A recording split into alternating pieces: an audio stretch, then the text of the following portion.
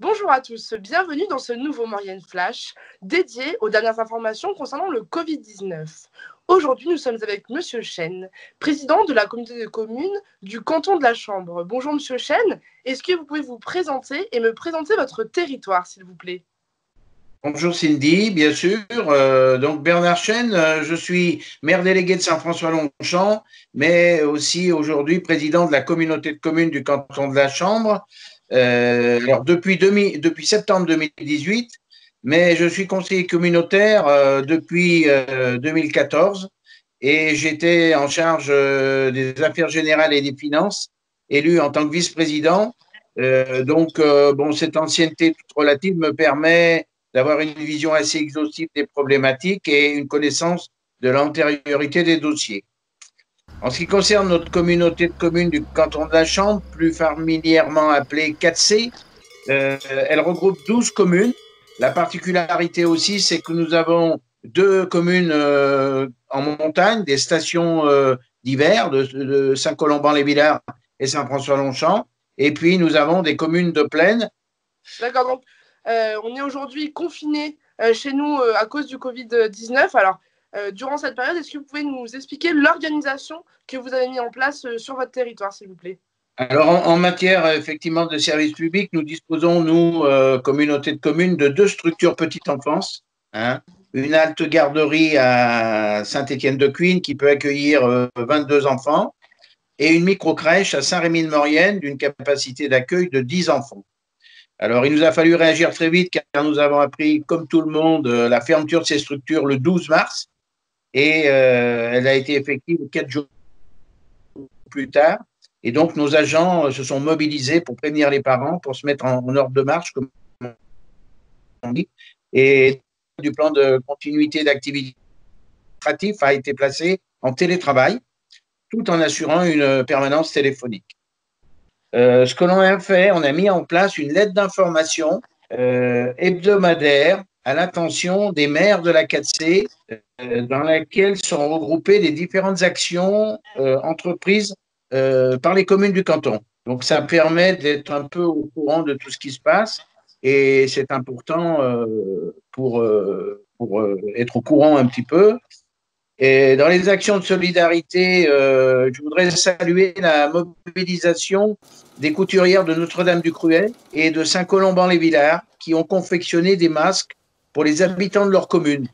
Mais aussi, je voudrais aussi saluer toutes les personnes qui se préoccupent de leurs aînés en les aidant au quotidien, soit par la prise en charge de courses, appels téléphoniques réguliers. En ce qui nous concerne, nous gérons aussi l'EHPAD de la Chambre, dont je suis le président.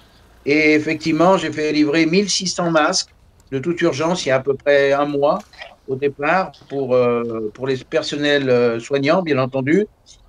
Et la solidarité et la bienveillance sont également le mot d'ordre pour nos mairies qui entretiennent le lien social en contactant régulièrement les personnes vulnérables par le biais d'un site internet. Et je crois que ça, c'est des actions remarquables qui sont à noter. Et puis, je voudrais aussi saluer les acteurs du secteur privé parce que pour l'Intermarché, on a eu une ouverture différenciée le matin pour les personnes âgées et le personnel soignant, une plage horaire de 8h à 8h30 réservée uniquement à eux.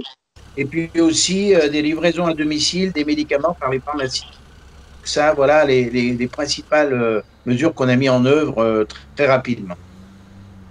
D'accord, donc quels sont les services publics qui ont commencé à réouvrir, hein? On l'a vu lundi, il y a la déchetterie à la Chambre qui a réouvert ses portes. Alors voilà, on peut voir, il y a quelques petites réouvertures au fur et à mesure des semaines. Aujourd'hui, est-ce qu'on peut faire un bilan? Quels sont les services publics qui sont de nouveau disponibles? Alors, donc alors là, nous sommes en attente d'instruction, c'est-à-dire j'ai écrit au préfet, au sous-préfet et au préfet pour poser les questions pertinentes sur effectivement la réouverture. Comme vous l'avez fort justement signalé, la déchetterie est réouverte depuis lundi. Les agences postales aussi, hein, donc c'est important. Et donc, quant aux services administratifs, les agents assurent progressivement une présence sur site. Donc, les agents reviennent au travail alors qu'elles étaient en télétravail. Et je conseille à chacun de s'assurer pour la déchetterie et l'agence postale des ouvertures, parce qu'il faut faire très attention. Hein. Et donc, nous, les mairies, ont assuré des permanences téléphoniques depuis le début de cette crise, mais maintenant, elles sont ouvertes. Quant à la trésorerie, elle peut répondre aussi au téléphone. Malgré la fermeture au public, elle est en possibilité de répondre. Quant au reste, eh bien, effectivement, je dis, on attend de la part de la préfecture le feu vert pour nous donner l'autorisation de rouvrir nos crèches, bien sûr, et haltes garderies, parce que ça, c'est important. Et puis, pour le reste, eh bien, on suivra avec les consignes de l'État. D'accord, donc vous allez suivre voilà, ces consignes de l'État. Comment vous préparez le déconfinement? Comment vous préparez les gestes barrières, la communication par rapport à tout ce déconfinement et les manœuvres qui vont être mises en place? Alors, comme tout responsable de collectivité, avec une certaine appréhension, hein, je ne vous cache pas, car pour l'instant, comme je vous l'ai dit, on n'a pas de consigne précise. On a questionné les représentants de l'État, mais on ne sait pas exactement ce qu'il en est. Nous avons par contre anticipé l'achat d'équipements de protection. Ça, c'est fait, les masques, le gel hydroalcoolique. Ensuite, on a aussi les visières, protection. Donc, tout ça a été fait et on espère bien qu'à partir du 11 mai, effectivement, on aura les structures principales qui se réouvriront. Soit dit en passant, on va sans doute en parler.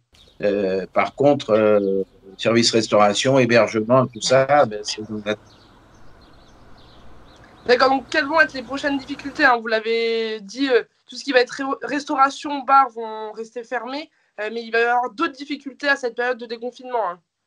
Oui, bien sûr. Alors, en ce qui me concerne, je suis très préoccupé par la situation économique, c'est clair, mais pas seulement pour l'emploi, mais aussi pour les répercussions individuelles que cela va entraîner. On l'a vu avec la réouverture, il va falloir effectivement protéger nos enfants, les parents, les soignants et puis aussi les agents. Mais en ce qui concerne les communautés de communes, on s'est mis en ordre de marche et on réfléchit aux actions qu'on pourrait mettre en place afin de soutenir les professionnels.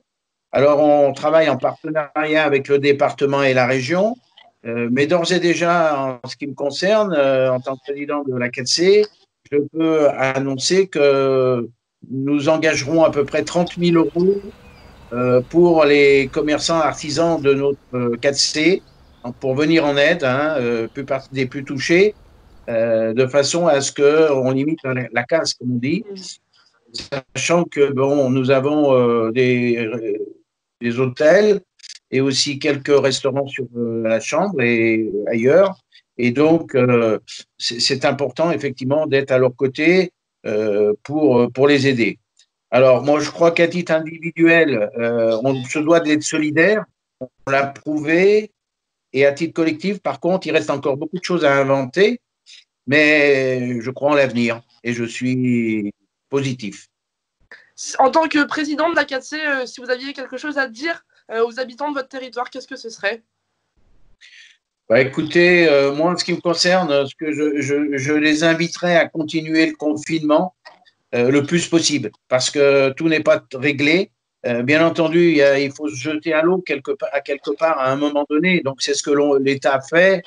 Mais on sait très bien ce que préconisent les services de santé, hein, qui voulaient qu'on rouvre qu'en septembre. Moi, ce que je préconise, c'est que les gens restent le plus possible chez eux, tout en essayant un petit peu, comme on dit, d'ouvrir la fenêtre et de sortir le moins possible, mais en fonction de leurs besoins.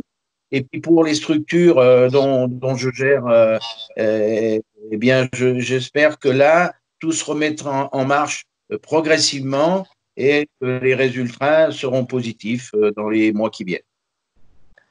Très bien, Monsieur Chen. Eh ben, écoutez, merci beaucoup pour cette interview.